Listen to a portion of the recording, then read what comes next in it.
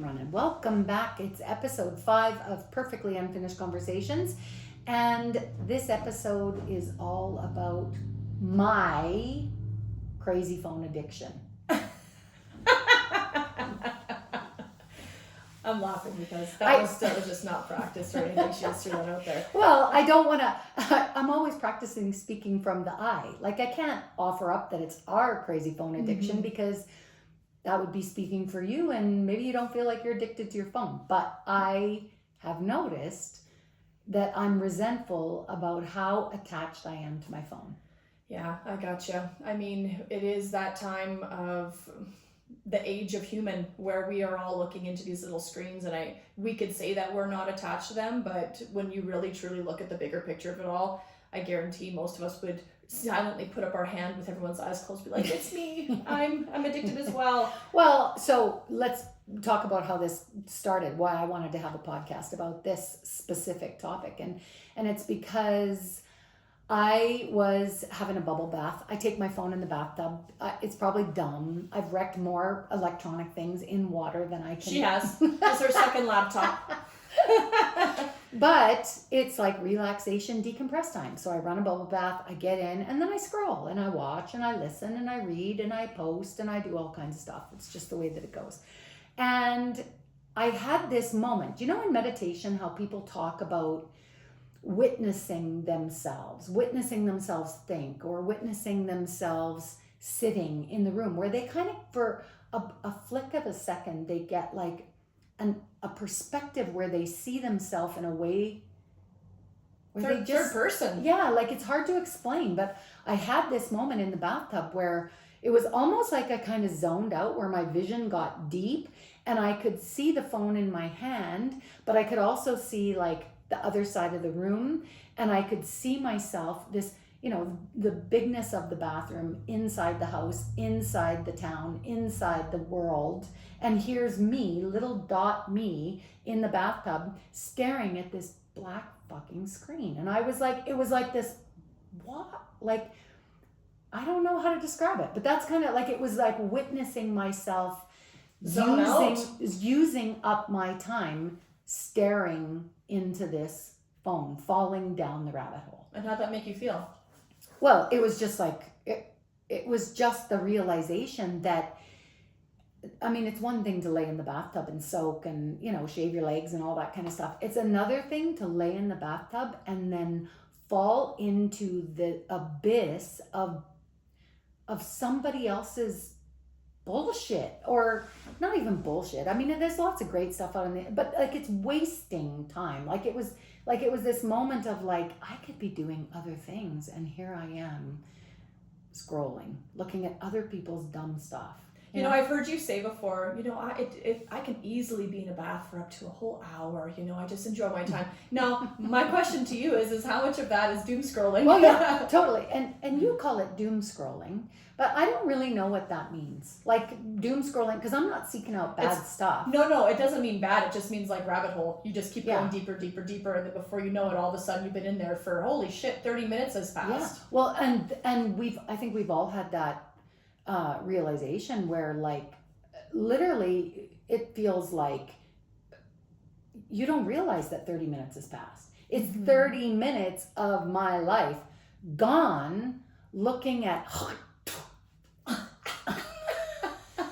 oh my gosh, that whole thing, I know. And then actually my brain has been on that thing for the sense of, okay, what is the thing? What's the thing? The thing is that here's the Stanley Cup finals, and my personal team, the Oilers, that I love, are in the finals, and then media designed by men behind closed doors want to bring attention to that and throw it in mainstream, because ain't no woman gonna be like, oh my gosh, look at this video, how awesome is that? So I was like, why are you taking away from the Stanley Cup finals? Literally.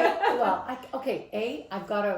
I'm not going to say literally again. So that is, stop me. Punch me in the shoulder if I say literally. Okay, so I'm in New Brunswick and we're having supper, and my girlfriend's 16-year-old daughter, they're talking about this, and I'm like, what are you talking about? I had no clue what it was. And when I watch it, I'm like, give me a fucking break. Yeah, it's like, another viral meme thing, Oh, you know. what a waste of life and attention span. So that's kind of, like that's sort of where my head is at a lot of the time, where what I've kind of gotten to is realizing that and acknowledging. I want to acknowledge that I know I spend a lot of time on my phone. Yeah, you're very honest. Yeah, and I have for over a decade. It's always been attached to me in the roles that I'm in with marketing and being on social media and having that responsibility where you've got to talk about a product or an event or a person or that's how you promote things in this day your and age. business. Like it's not like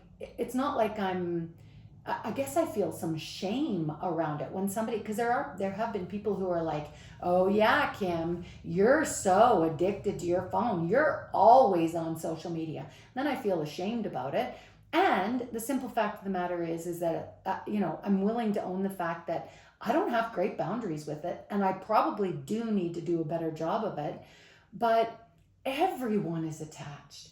Everyone is attached in a way that I don't think we intend to be attached. Mm-hmm. And we probably don't, we probably don't recognize the full impact of our attachment on the quality of our life. Like, I think it's really hard to be objective and see that. And so, yeah, I am on it a lot, and I probably do need better boundaries, but so is fucking everybody else. It's our music, it's our photos, it's our banking information, it's our telephone. Like, you gotta touch it and you gotta be on it. And even if you're not outright verbal, posting and sharing and commenting and promoting things and being present, and you don't have an online presence, you're still there taking it in. Mm-hmm.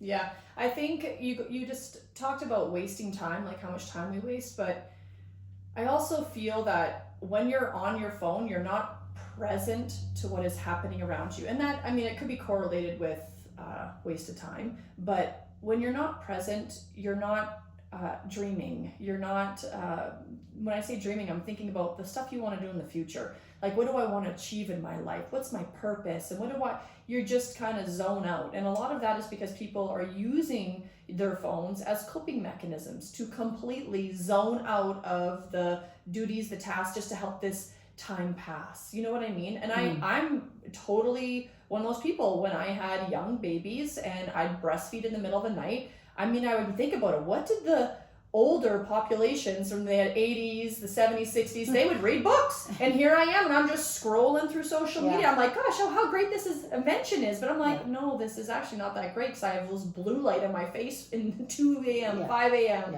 Yeah. I was a breastfeeder before there was social media and handheld devices, and I used to hold my baby and stare into their face and doze while I breastfed my baby. Like, you didn't do anything else. You nursed your baby and went back to bed. Yeah. But there are so many things that we could touch on in what you just said.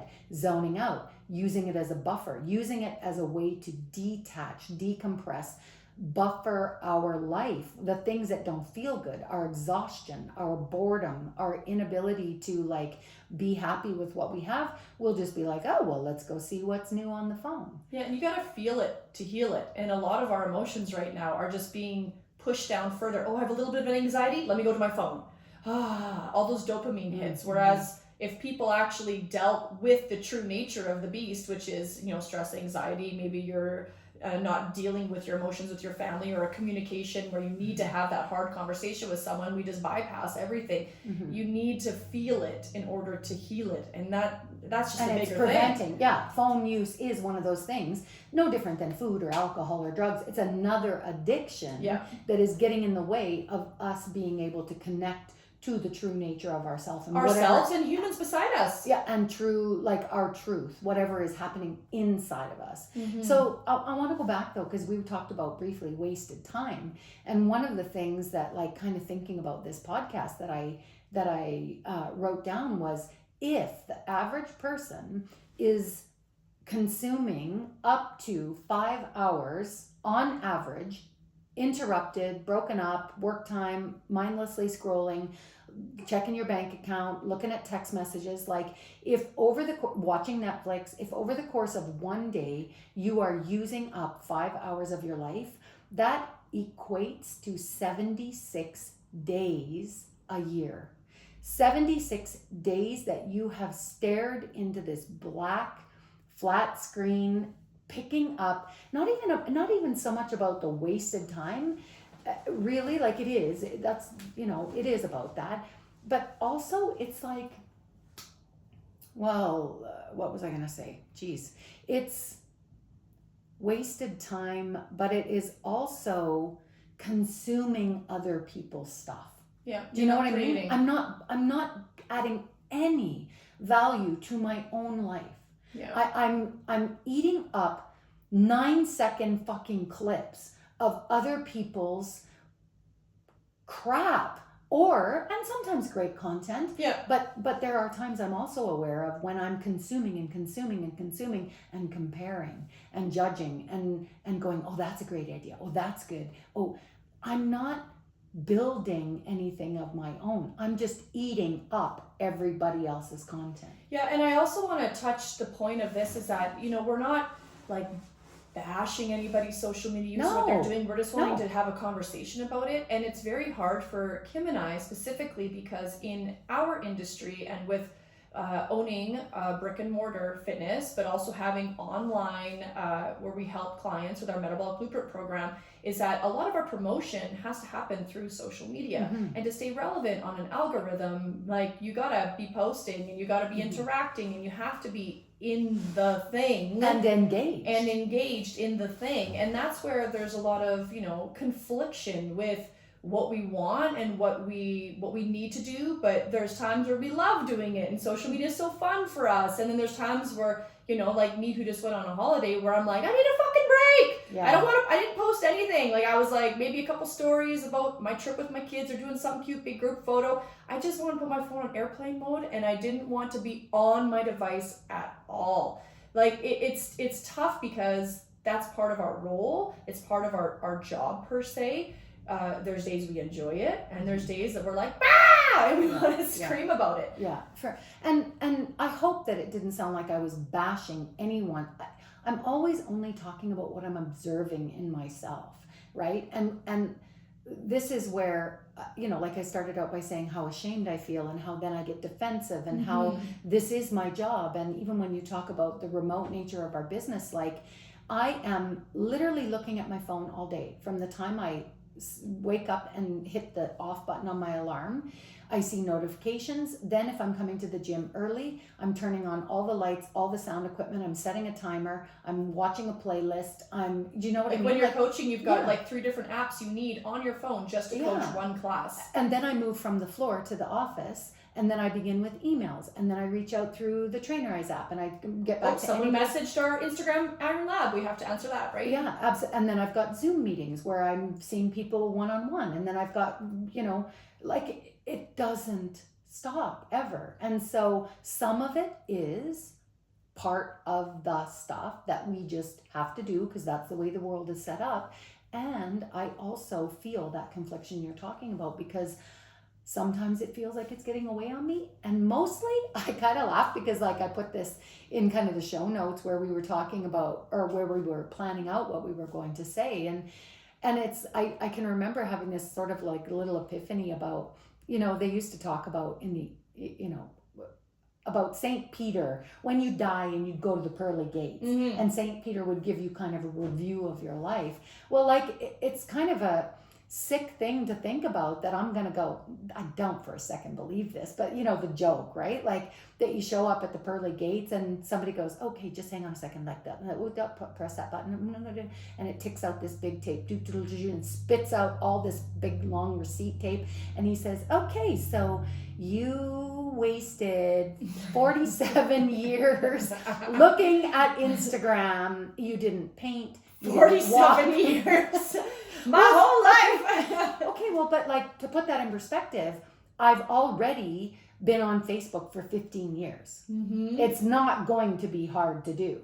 And like I was saying, what is the amount of time that I could have been like painting or playing the piano or playing on a ball team or baking and instead I'm watching 9-second clips and other people live their lives. And it was that realization of, oh my God, like, and then how hopeless it feels for kids and grandkids and what the future will look like. We'll all just be like WALL-E, the movie WALL-E, where we'll all just be in our screens with our little slushies, scroll around on a big robot. Immobile, yeah, sitting on a big armchair because we can't move our body because this is the life we built. Like, so. Yeah, and then we kind of got into the discussion about kids and social media with kids. I do follow, shout out Joe's social media here in town, and they've got such great points, and really truly it boils down to the adult and the boundaries that they set. And it is your own belief system as well of what you believe in. I have heard the thing before that technology is where we're going, and we would be doing our children a disservice if we didn't teach them young how to use these devices. They can't be 18 and all of a sudden how to use it. They're going to be Stone Age behind. I've heard that before, and that's your own. You're allowed to do whatever you want with your kids. We're not saying do this with your kids. There is some truth to that. Totally, there is some truth to that. My husband and I, Brandon, we're very old school in the sense of like we've agreed we don't want to give our kid a phone until they're 16 and they're driving away. Like we don't want to give them a phone. My kids are off devices in the summertime. We want them to be outside as much as possible, play with their toys, actually create things, get their hands dirty, go in the woods, play war, climb trees, get into battles, and help in the garden with the chickens, whatever. That's our own personal preference of how we want to raise our kids, and everyone's entitled to raise their kids their own way. But there is a lot of literature, meaning scientific journals that have come out in regards to long time use of screens with kids and the detrimental effects it has on teenagers with body image and anxiety and depression and suicide. It truly is really, really heavy with what prolonged use is. So I think there's got to be boundaries. My own opinion, obviously, there's got to be boundaries with kids' use with social media because it's specifically social media because they have the world of information at their fingertips, and children's brains aren't developed at 14 years old to be doom scrolling and taking in that amount of information. The brain has not fully been developed yet to handle that. So you are rewiring the brain at a pubescent age, which is, it's not healthy for them. And again, my own opinion, but with kids and with just phones or screens or iPads in general, it is, long road trips. I'm just going to tell a quick story here because my kid swore at me on my birthday morning. He called me a damn bitch as he ran out the door for the bus, and it was really hard to not want to wring his neck when he ran out the door. And the repercussion was that he wasn't allowed to have any screens. And it's not like he was on them hardcore to begin with. Like I said, we have pretty good boundaries, I feel, but they have been completely removed. I'm talking like absolutely anything. The password's changed on the TV. There is no YouTube on anything. Like it's completely gone. He has nothing. And I forgot where I was going to go with this story. Well, you were talking about boundaries and coming home from, he left for school. Yeah. Well, I don't know where I was going with the story. I was going to tie it into something else, but basically like, here it is. We went down to our holiday and the road trip is 5.5 hours. And we made it a point. No, our kids are not getting screens just because we're going for 5.5 hours and we need the break. Like we're going to teach our kids how to road trip without looking at something and holding your breath through the tunnel, like in the mountains, and lift your legs up when you pass a railway track, like all the little things. Oh, did you see that? And teach them about the mountains, and that's Frank's Slide, and a whole town was buried under that mountain. Like teaching them histories and stories. And I'll tell you right now, the ride there was a lot for us, but now I know how my parents felt back in the day, driving to Prince George 8 hours when we were kids. Like we must have drove them nuts. And then on the way home, it was easy. The kids, they figured it out and they got it figured out. So I'm really like the idea that I think for any road trip, they're not going to get any device ever again. Well, and that inspires me. I mean, because here's the other thing is a reminder, we've said in other podcasts, we are just like you. We're just trying to figure it out. And none of this is judgment, because I will tell you that there have been plenty of times that I've been like, here, just have it. Yeah, there has. There's been a bunch of those growing up. Okay, I give up. I quit. I'm done. Tap, out. right?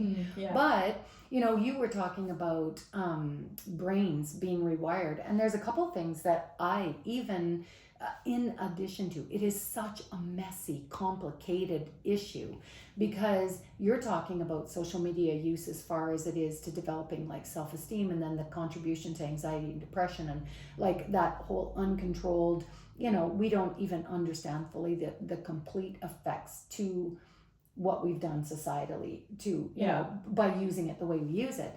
But that also is the case with even the exposure to fake light, to blue light, to screens all the time. Like, we have to remember that human beings evolved with the sun, with natural cycles of light and dark, and now blue light, screen light, is the equivalent of solar midday noon in June all year long. So in Canada, when it's dark at 4:30 p.m. and it's dark until 8:30 a.m., and you pop your phone open at 2:30 in the morning because you can't sleep, your brain is getting a shot of June light in the middle of January, and it fucks your body up. There are, like, I really truly believe it. And then your circadian rhythms all messed up. Totally. You're messing with hormone production. And we're doing it with kids, right? So that's part of it. The other thing that I went to, I just don't believe it's healthy for any of us, me included. But the other thing that I went to when you were talking about attention spans and about brains being rewired is the simple fact that I used to be a voracious book reader. A book over a weekend. If I had a quiet time where my kids were busy or had been to friends, and if I had that opportunity, I could dump out a book in 2 days. And I struggle to bring my brain into focus to read a paragraph or two at a time. Yeah. Like, I have to go, okay, whoa. What did I just read? Let me start again. And that's not my brain being smart. That is my attention span, being able to stick with what's being said in front of me in the book, comprehend it in real time without letting my brain skirt away to something else, And I really think that is kind of a habit that my brain has picked up, because I'm always between my laptop and my phone and a text message. Grab. I've been at work with you when you have said, see, I don't even know how'd this get in my hand again. See, I told you, and it's in your hand. When I was down in Eureka, Montana for my holiday, I promised myself I'd put my phone on airplane mode the whole time I was away, and I'd only use Wi-Fi like either in the morning briefly or at nighttime just briefly. Like, I want to really be off my phone. And the first morning, there's this beautiful view of Tetro Lake up into the mountains, and it's just this amazing view. First morning with coffee, and I remember I was sitting there and I was just so fidgety. Like, I was like, yeah, had enough. 30 seconds, I looked at this beautiful, yeah, had enough. I wanted to just move away. And then by the end of being unplugged, by day 7, you couldn't peel me off that fucking couch. I just look at that mountain and I could sit there and not want to have to reach something. Yeah. Just to unplug for a bit, it does bring you back. There is this whole, you can take a look at this. It's like, I think, I apologize. I can't remember who, I've heard talk about it, but it's this dopamine reboot, essentially, where they sign themselves up to have all addictive dopamine, hits. So that would be your phone, that would be gambling, that would be porn, that would be alcohol, that would be anything that lights the brain up. You remove it for 28 or 30 days, and it reboots your dopamine. And that's kind of what you're talking about. Yeah. In the beginning, it's like my brain's seeking. I can't get it. I got to get it. Where is it? And then by day 7 already, you're just feeling a lot more zen. Like, I wish I was better educated about it. I could go look into this, learn more about it. I'm sure there is some expert out there that could give me 1,000 tips on how to do it better. But mostly I'm just venting about the realization, and then kind of what are the things that I'm willing to do just to change it slightly. And so, I want to talk about detaching, because you do a really good job of managing boundaries. Yeah, and what Kim's talking about is Well, it's easier for me though too, Kim, because I've got young boys and I'm busy with them. I leave the gym and I go right to craziness. Whereas I feel I don't have time to grab my phone because mom, come on here. Oh shit, someone fell down the stairs and almost cranked their neck. Like all this is going on at my house. Where your kids are grown and when you go home, it's you and Claude and you got time. I don't like that excuse though. I don't want that to be an excuse. No, it's not an excuse, but it's the realization. True, it's not an excuse, but it's what's going on. And it's not that my life is not busy in a different way. I'm still active and doing things, and I've got things that I'm committed to and giving my time and attention to. You're right though, in the sense that I don't have somebody pulling on my attention. Like that's part of it. Number one is that I feel someone's pulling on my attention all the time. My kids need me, my husband needs me. Like I got all these boys, I got all these things I'm doing. But at the same time, my boundaries are that I always have a do not disturb on my phone. So that is set in place, and I don't answer usually anybody past 9 o'clock. Like if something comes in, I might look at it, I might not look at it, but I'll usually try to leave it, and maybe I'll look at it again in the morning. And then I might do a quick brief review of whatever's on my phone after I've woke up, got my stuff together. Maybe my kids are eating breakfast, I might do a quick review, and then I'm off to work. Most of my social media stuff where I'm like inside the matrix, I feel is when I'm here at the gym. Just like you said, emails, laptop, here, there, and then I try to unplug. It's very normal for me, especially in the summertime and Kim feels the exact same way. Like when summer comes, it's so short here in Canada. We just want to be outside and get as much as we can of it. It's very normal for me to put my cell phone on somewhere in my house. Sometimes I forget where the hell I even put it, and I'm outside, I'm doing stuff with my kids. Like I just don't want to be a part of it because I feel when I'm at the gym, I socialize Monday to Friday. We have class after class. I see and I love it. Like it's part of what I love is I'm an extrovert introvert. So I go extrovert all week, and then part of that is being with social media. I feel very extroverted. But then when I'm on the weekend, that's my time to bring my energy back up and get me ready for another week. So I want to put my phone aside. I want to, not talk to many people. I want to just be present at my house and be at my place. And refill your cup. Yeah, refill my cup. Yeah. So, when you talk about this is one of the things I feel lucky that because of the age that I am, so we didn't get our computer in our house after married life until Gabby was born, the summer after or the winter after Gabby was born, and she's 22. So I have had 32 years to remember what it feels like to not have it, right? To keep yourself busy, and how else did I occupy my time, and the creative and the peace, like the peace that existed without that. Being like, we've talked about this before, where part of the lure of the phone is, oh my God, somebody might be trying to reach me. What if the kids need me? What if I'm out walking the dogs and my husband needs something from the store? I better take my phone with me, I want to take pictures of something. Oh yeah, I want to take pictures of something, and lots of people use their phone to track data. So they've got like their step counter and their calories and their Oura ring and their, and we're just so connected. But I feel really lucky that I remember when you left the house, your phone was on the wall. I remember too. Yeah. The cell phones didn't come out till I was in fact, Facebook came out when I was done university. Of course. And Kyron and Paige, like they were 16 and got flip phones, and I remember the telephone cord from the kitchen that you got the long one that could go to the living room. That was cool. We were always getting yelled at. Get back to the phone. Okay. So anyways, the point is that then you take our children who have not ever experienced the peace of a world that doesn't have all the dings, buzzes, somebody yanking for your attention, something distracting you, something pulling you away. And when I think about that, I think about my daughter Gabby, who's 22, who is a young mom, who's doing an awesome job at her life.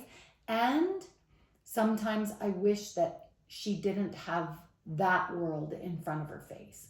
Sometimes I think she would find more peace and contentment in her role as a mother, in her life, in her self-satisfaction, if she didn't have that shit yelling at her all the time, or making her feel anxious, or comparing I think herself. one of the hardest things too, being a mom, and Gabby's a young mom, and I was a mom kind of around the same time, like we have a kid 1 year apart, is that the parenting bullshit that comes through social media. You're doing this wrong, you're doing that wrong, you should be doing this, and this is the right way, but no, you do this is the right way. There is so much, like, you're a horrible parent when you are a young mom and you look at and you're just navigating. What the hell am I supposed to do? I got this newborn baby in front of me. I don't even know what the fuck I'm supposed to do with it. And then the world's telling you you're doing everything wrong. Like, that was really hard. But transfer that topic to food.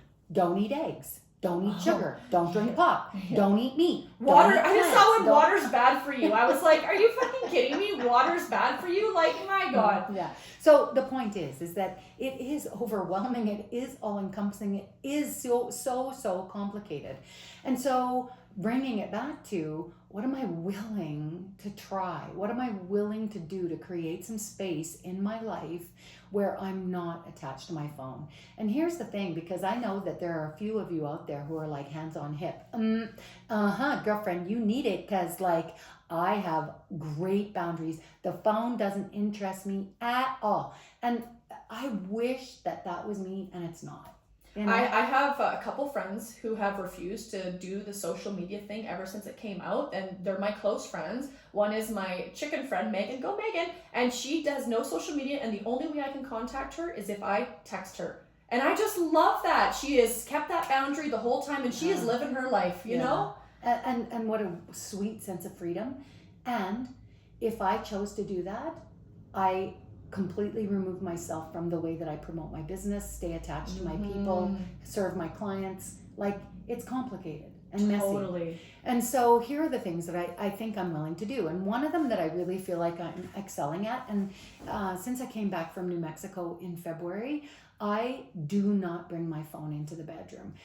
And I shouldn't say that. Like, there have been a couple of times where, like, let's say right now with the heat, I'm running the fan and my alarm's got to go at 4:20 in the morning. I'm scared I'm not going to hear my alarm in the hallway when the fan is running, like the cooling fan. Yeah, totally. And so then I do bring it in so that I have my alarm, but I'm not bringing my phone into bed. I'm not scrolling in my phone in bed. And most of the time, I'm charging my phone in the hallway. The ringer's on, the volume's up, but it's outside my bedroom door. My bedroom door is closed. Because I was starting to notice, and I think I know I've told you this before, I was starting to notice that I would be dozing in bed in the morning, that sweet, restful spot where I don't quite have to get out of bed yet.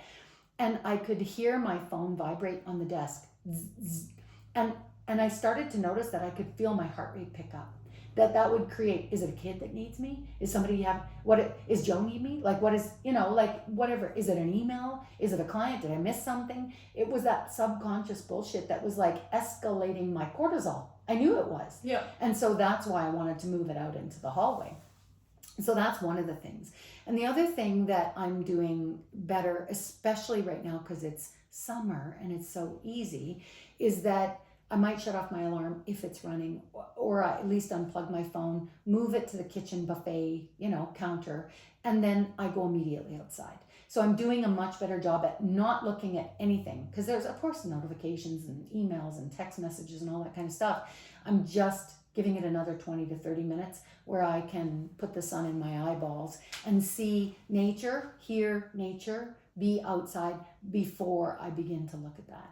Because what I've noticed, very literally, I have a screen in front of my face from the second I open my eyes. Yeah, I know. And you're not alone. There's so many people that have that exact same issue.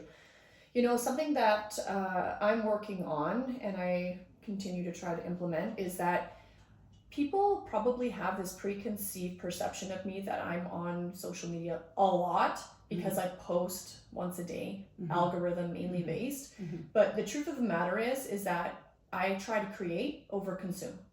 Over consuming information is what I'm trying to say. So I will make my post, get my information out there, and if there's notifications, I'll handle them, I'll deal with them. But I try to schedule a slot in the morning. Usually if I don't have time in the morning when I'm getting my kids all crazy to where they need to go, it might be when I first get here to work. And that's when I will take maybe 5 minutes, not maybe max 10, maybe 5 minutes is what I do. And I will just comment, and then I put my phone away. I make sure that I still engage with people. And then I do it one more time in the evening where I just will comment and I'll do a quick little scroll. And some days I forget to do that. And I honestly will be on there to create. I will make a post, I'll get it out, and then I will put it away. So like people have the notion that I'm always on social media because I post a lot. Mhm. But the truth of the matter is my boundaries are that I try to create and I do less finger flicking and scrolling through. Yeah.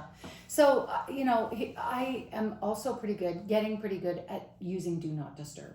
Mm-hmm. So like, if I want a 2-hour window where I'm uninterrupted, where I'm not distracted, where I'm not watching a notification pop up, I hit Do Not Disturb, I put the phone aside. It's not going to make a single bit of noise. And I've got a good 2-hour window where I am able to get, hammer out some work. Where I'd like to do better at home is even not taking my phone with me when I walk. And for most of you, you're probably like, oh yeah, like it's not hard, lady, just leave it at home. But it's, like it's my music, it's my podcasts, and I also have to remember that there's nothing wrong with silence. Yeah. Like I don't have to be consuming all the time. Yeah. Listening to somebody else's information, listening to somebody else's music, blocking out my own wisdom, my own intuition, my own creative ideas by over talking it with somebody else's stuff. Mm-hmm. Yeah. One thing that I probably do a lot, and Brandon, my husband, hates it, is that I have my phone on silent 24/7. And he calls me, and he actually complained about this to my brother in our trip in Montana. Oh, don't, every time I call Jo, she just never answers. And I'm like, because part of my job is when we are training on the floor, your phone has to be on silent. You can't have your phone going ding, ding, ding through the Bluetooth when you're coaching classes, right? And half the time I have to keep it off for that. But then when I come to the desk, I don't want to get interrupted when I'm in a flow, in a workflow, because I can't go from my phone to this big topic I want to write about back to here and back and forth. Like I have to be in the thing that I'm in. So it stays on there. And then naturally, I forget about it. I'm driving home, I'm doing kid stuff, it's still there. Brandon's calling me. I look, oh shit, 5 missed calls, he's gonna be pissed. I get home, he's like, you never have your phone off silent. So one time I said, here, this is what my phone sounds like when it's off. And I took it off silent. It was on regular. Bing, doo-doo, bong, da-ba-da, ba-da-doo, brrrr. Like it was going, and I said, see, like that's been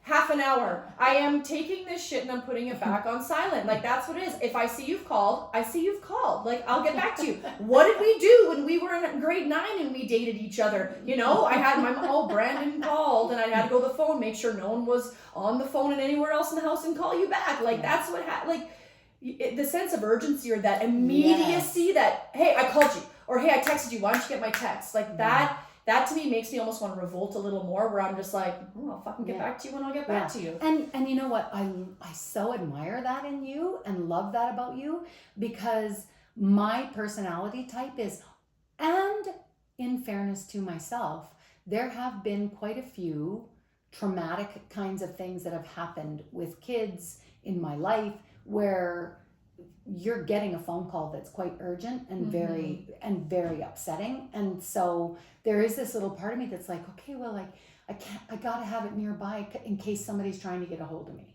And I'd love to fucking change that because my nervous system doesn't like it. I know it doesn't. I'm so envious and in awe of the ability to revolt against and go, fuck y'all. Nobody's getting in touch with me.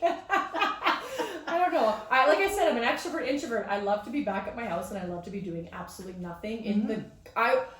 I'm from the kids that were raised country style cowgirl, where and you were as well, where we woke up and after breakfast, you were kicked the fuck outside. And I remember being like, the sun was coming down and we were playing in Pocahontas in the trees and they call us in for dinner. I don't remember if we had lunch. Like we were out there for 8 hours. I don't even know if they checked on us. We were in the woods doing horrendous things to trees and throwing rocks at cars in the highway. Like no one stopped us. But like the point of the matter is that like we were out there, we were free, we were doing things, we didn't need to be attached.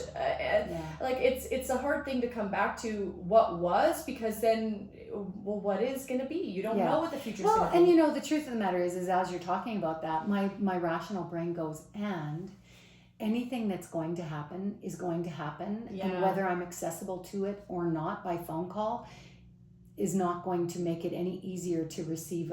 You know what I mean? Like, there it is, Kim. yeah, There it is, like yeah. like you're just gonna have to. That is a risk you take, and in order to maintain some sort of like balance and peace of mind and like experience my life and feel like I'm still being in my life and accessing the fullest potential of me, because I think that's mostly what I worry about, or not worry about, not technically worry about, but I think about, is that I don't want to get to be 75 and go, I didn't explore all the things I could have become or done or created or built, or because I was just so fucking busy, lost down looking at TikTok. Yeah. I wow, profound though, so profound what you just Do you said. think? Yeah. I don't know, because you know, back to taking my phone for a walk, some of the best ideas that I've had for the business, for the way we've grown it, for what we've accomplished together, for what I've done in my life, for the way that I've grown, epiphanies I've had about myself, have been while I'm out walking in nature. But some of those ideas, if I don't write them down or send them to myself, or talk or like comment, like write it down, describe it, then I forget it. And I don't want to lose all the ideas either. So I'm always torn. Well, truthfully, maybe you just go for a walk without one day, and the next day you go for a walk. Why don't you start 50% and see how it goes? I love that. See, that's my girl. Anyways, mostly, you know, maybe at some point in the future we'll like revisit this subject and see kind of what we've accomplished. My goals are that I am going to figure out a way to create more distance between me and my phone, because I know my husband, God bless him, he's really patient with me, because he understands the nature of my business, and you know, but even he would love it if I just had it less. And I know mine would as well. I think everyone would, and I think just being more present, like that's the word that always keeps coming to mind, is that where can you be more present in your life? The dinner table, don't put your phones there. Be present with your family. When you're out hiking, be present with Mother Nature. When you're in a group setting at a lake in Eureka with all these people, put your phone away, because you want to be present. This moment's never going to come back, and these kids won't be this little again. Just be present. Yeah. And also on that too, like being present to myself. What am I really feeling about my life? What do I really feel about today? Yeah. What did I do well? Like, instead of numbing out, being oblivious to it. It's not even numbing out. I don't even recognize it as numbing out. I'd see it as decompressing or chilling out or chillaxing or whatever you want to say. The fact of the matter is I'm shutting off is what I'm doing. Yeah. And then I'm shutting off to all aspects of myself. And I have good wisdom to offer myself if I'm willing to listen. And what is it, James Clear, who does Atomic Habits? And one of his things is all about pointing and calling. And you're really good at that, talking to yourself in third person. Kim, put your fucking phone down. I can hear it through the walls between our offices. Just continue that. I'll just keep working at it. Well, All that's right. it, guys. Thanks so much for joining us on Perfectly Unfinished Conversations. And that's what I think this was, a great Perfectly Unfinished conversation. Love you. Okay, love you too. Bye. Bye.